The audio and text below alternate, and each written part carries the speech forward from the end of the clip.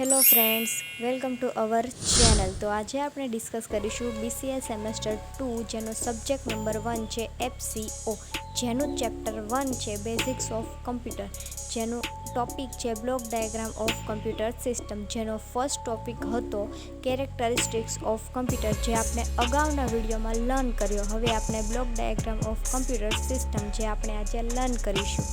જો તમને કોઈ પણ ડાઉટ હોય તો તમે પૂછી શકો છો। 100% ટ્રાય કરીશ કે તમને કોઈ પણ ડાઉટ ના રહે, છતાં પણ તમને જો કોઈ પણ ડાઉટ હોય તો તમે કોમેન્ટ બોક્સની અંદર પૂછી શકો છો। તો ચાલો વિડીયોની શરૂઆત કરીએ।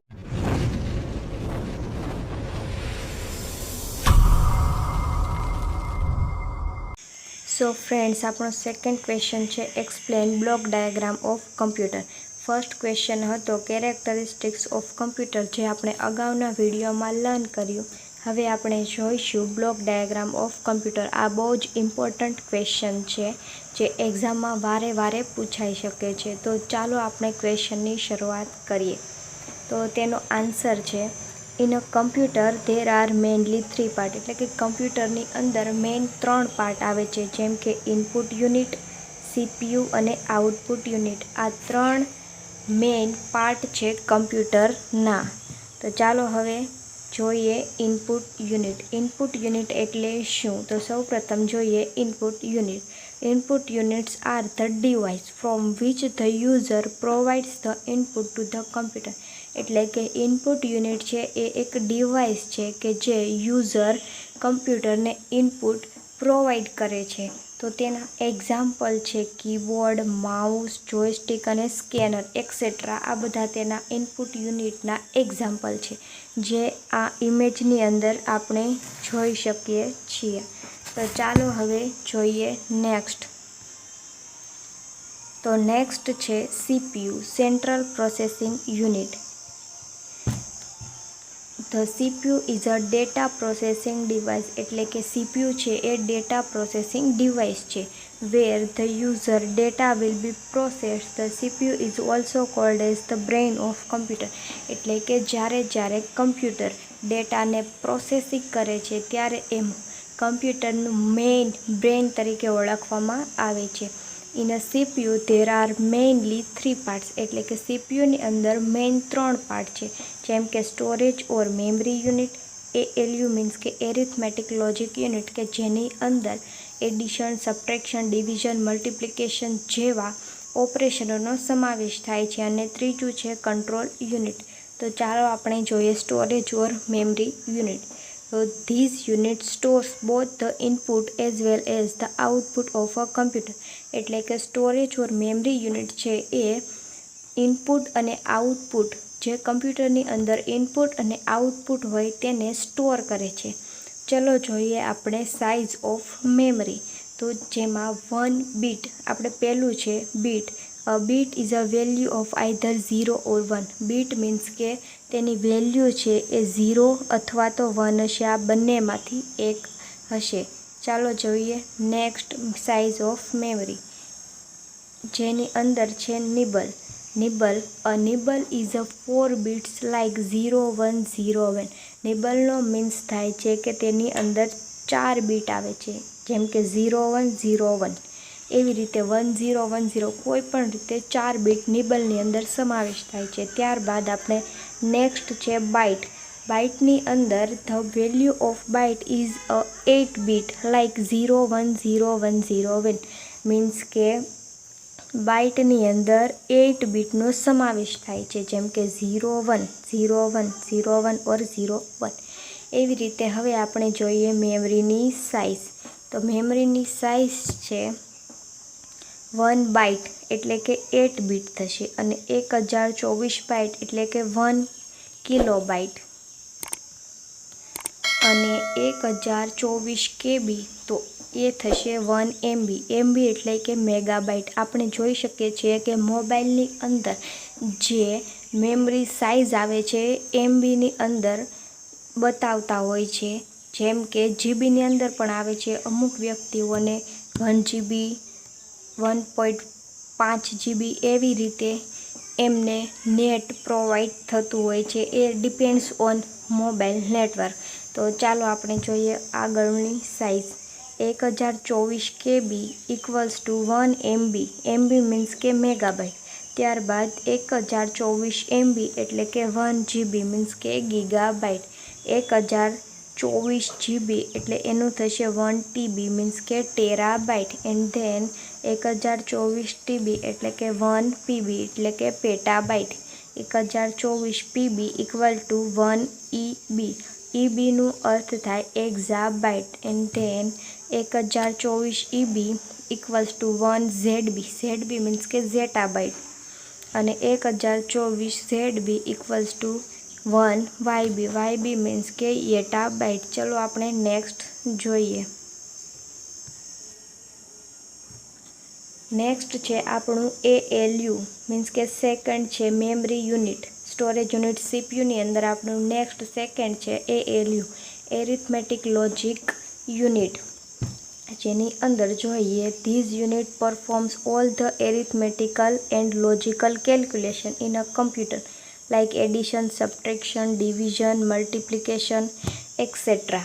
નેક્સ્ટ છે control unit CU. This unit is responsible for all the operations held in a computer. એટલે કે આ યુનિટ છે એ કમ્પ્યુટરમાં થતી કામગીરી માટે જવાબદાર છે. It controls both the flow of input as well as output in a computer. તે કમ્પ્યુટરમાં ઇનપુટ અને આઉટપુટ બંનેનો જે ફ્લો હોય છે તેને કંટ્રોલ કરે છે. And it controls all the operation taking place in a computer. અને તે કમ્પ્યુટરમાં થતી તમામ કામગીરીને કંટ્રોલ કરે છે. It works like traffic police. એટલે કે તે ટ્રાફિક પોલીસની જેવું કાર્ય કરે છે. જેમ કે ટ્રાફિક પોલીસ છે એ વાહનોની અવર જવરને કંટ્રોલ કરે છે, એવી રીતે કંટ્રોલ યુનિટ છે એ બધા જ ઓપરેશનને કંટ્રોલ કરે છે. And it is called as the nervous system of computer. ચાલો જોઈએ નેક્સ્ટ. સો નેક્સ્ટ છે output unit. Output units are the device from which the user gets the result in a computer. એટલે કે output unit છે એ એક એવું device છે કે જે યુઝરને કમ્પ્યુટરમાં રિઝલ્ટ મળે છે. એટલે કે આઉટપુટ યુનિટમાં રિઝલ્ટ મળે છે. જેમ કે મોનિટર છે, પ્રિન્ટર છે, સ્પીકર છે એક્સેટ્રા, જે તમે નીચેની ઇમેજમાં જોઈ શકો છો. ચલો જોઈએ હવે નેક્સ્ટ. નેક્સ્ટ છે બ્લોક ડાયાગ્રામ ઓફ કમ્પ્યુટર. જેની અંદર મેઇન બેઝિકલી 4 ઇમ્પોર્ટન્ટ પાર્ટ કહી શકે એવા હોય તો એ છે ઇનપુટ યુનિટ, નેક્સ્ટ છે સ્ટોરેજ યુનિટ, એના પછી છે સેન્ટ્રલ પ્રોસેસિંગ યુનિટ અને એનાથી નેક્સ્ટ છે આઉટપુટ યુનિટ. મીન્સ કે આ 4 બેઝિકલી ઇમ્પોર્ટન્ટ પાર્ટ છે બ્લોક ડાયાગ્રામ ઓફ કમ્પ્યુટરની અંદર. જે એમાં જોઈએ તો સૌથી પહેલું છે ઇનપુટ યુનિટ કે જેનું કાર્ય છે ડેટાને ઇનપુટ કરવાનું. ત્યારબાદ સેકન્ડ છે સ્ટોરેજ યુનિટ. સ્ટોરેજ યુનિટ છે એ ડેટા અને ઇન્સ્ટ્રક્શનને સ્ટોર કરે છે તેની મેમરીમાં કે જે data input device through receive થયો હોય. અને નેક્સ્ટ છે સેન્ટ્રલ પ્રોસેસિંગ યુનિટ CPU, જેને આપણે CPU પણ કહી શકીએ છીએ, જેની અંદર ALU અને CUનો સમાવેશ થાય છે. ALU જે આપણે આગળ જોયું એ પ્રમાણે જે એડિશન, સબટ્રેક્શન, મલ્ટિપ્લિકેશન અને ડિવિઝન જેવા ઓપરેશનો પરફોર્મ કરે છે. અને CU મીન્સ કે કંટ્રોલ યુનિટ છે એ બધા જ ઓપરેશનોને કંટ્રોલ કરવાનું કાર્ય કરે છે. અને ત્યારબાદ છે નેક્સ્ટ છે આઉટપુટ યુનિટ. આઉટપુટ યુનિટ છે કે જ્યાં ઇન્ફોર્મેશન આપણને કોઈ પણ આઉટપુટ ડિવાઇસ થ્રુ આપણને શો થાય છે, એને આઉટપુટ યુનિટ કહેવાય છે. તો આ બધી જ પ્રોસેસ કેવી રીતે થાય એ આપણે ફરીવાર સમજીએ. સૌપ્રથમ તો આપણે કમ્પ્યુટરને કોઈ પણ ડેટા આપવાનો હોય છે. એક્ઝામ્પલ તરીકે આપણે અહીંયા ઇનપુટ ડેટા તરીકે આપ્યું છે 3 + 3 મીન્સ કે 3 + 3 ઇક્વલ્સ ટુ કેટલા થાય 6. તો આ 6 જે રિઝલ્ટ છે એ આપણને આઉટપુટમાં મળશે. કેવી રીતે મળશે? તો સૌ પ્રથમ 3 + 3 ઇનપુટ યુનિટ મીન્સ કે કીબોર્ડના થ્રુ ડેટા ઇનપુટ થઈને પ્રાઇમરી સ્ટોરેજમાં જશે. પ્રાઇમરી સ્ટોરેજમાં જઈને એ જશે કંટ્રોલ યુનિટમાં અને ALU મીન્સ કે એરિથમેટિક લોજિક યુનિટની અંદર, જ્યાં તે પ્રોસેસિંગ થઈ અને એ રિઝલ્ટ ફરીવાર જશે પ્રાઇમરી સ્ટોરેજમાં એટલે કે સ્ટોરેજ યુનિટની અંદર અને ત્યારબાદ એ આઉટપુટ યુનિટની અંદર જશે. જે આપણું રિઝલ્ટ હોય એ રિઝલ્ટ આપણને મળશે 6. જે આપણી ઇન્ફોર્મેશન કહી શકાય એ આપણું આઉટપુટ યુનિટની અંદર આપણને રિઝલ્ટ પ્રોવાઈડ કરશે. તો આ રીતે આખી પ્રોસેસ છે એ બ્લોક ડાયાગ્રામ ઓફ કમ્પ્યુટરની છે. જો તમને કોઈ પણ કન્ફ્યુઝન હોય તો તમે મને કોમેન્ટની અંદર પૂછી શકો છો. તો ચલો હવે જોઈએ આનું એક્સપ્લેનેશન નેક્સ્ટ સ્લાઇડની અંદર. Explanation of diagram. Usually, the input given by the user will flow and store into memory unit RAM. એટલે કે જે ઇનપુટ યુઝર દ્વારા આપવામાં આવ્યું હોય તે સ્ટોર થાય છે સ્ટોરેજ મેમરીમાં એટલે કે રેમની અંદર સ્ટોર થાય છે. રેમ છે એ પ્રાઇમરી મેમરી છે. Then the given input will be checked by the control unit. પછી ત્યારબાદ જે ઇનપુટ છે એ ચેક થાય છે કંટ્રોલ યુનિટની અંદર. Then it transfer the input to the ALU. પછી ત્યારબાદ CUની નીચે જે ALU એરિથમેટિક લોજિક યુનિટ છે તેની અંદર ડેટા ટ્રાન્સફર થાય છે. Next the ALU processes such data according to the instruction given by the user. User દ્વારા જે પણ ઇન્સ્ટ્રક્શન આપવામાં આવી હોય એ ALU પરફોર્મ કરે છે. જે ઇન્સ્ટ્રક્શન આપવામાં આવી હોય એ.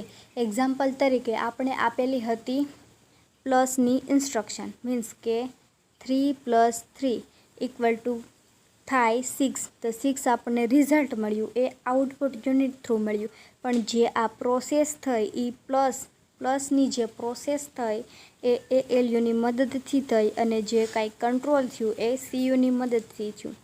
Next it again resends output to the memory unit. Then the output will be taken by the user.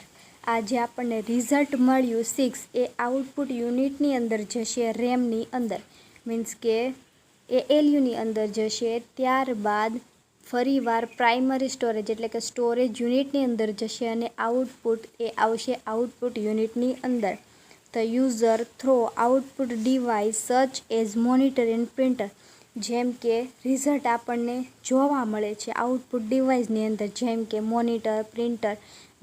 જુઓ ફ્રેન્ડ્સ, અહીંયા આપણો આન્સર પૂરો થાય છે. પણ જો તમારે સ્ટોરેજ યુનિટની અંદર એક્સ્ટ્રા પોઈન્ટ ઉમેરવા હોય તો તમે પ્રાઇમરી મેમરી અને સેકન્ડરી મેમરીનો ડિફરન્ટ એડ કરી શકો છો. ચાલો હવે જોઈએ આપણે પ્રાઇમરી મેમરી અને સેકન્ડરી મેમરીનો different. Primary memory and secondary મેમરીનો જે ડિફરન્ટ છે એ મેં તમને સ્લાઇડ પર શેર કર્યો છે. જે પોઈન્ટ તમને સારા અને ઇઝી લાગે એ તમે સ્ટોરેજ યુનિટની અંદર એડ કરી શકો છો. જુઓ ફ્રેન્ડ્સ, તમને આ વિડીયો ગમ્યો હોય તો લાઈક કરો, શેર કરો અને જો તમે અમારી ચેનલમાં નવા હો તો ચેનલને સબસ્ક્રાઈબ કરી અને બેલ આઇકન પર ક્લિક કરવાનું ભૂલશો નહીં. તો આપણે આ વિડીયોને અહીંયા પૂર્ણ કરીએ છીએ. તો આવા જ અવનવા વિડીયો સાથે મળીશું. ત્યાં સુધી ગુડ બાય.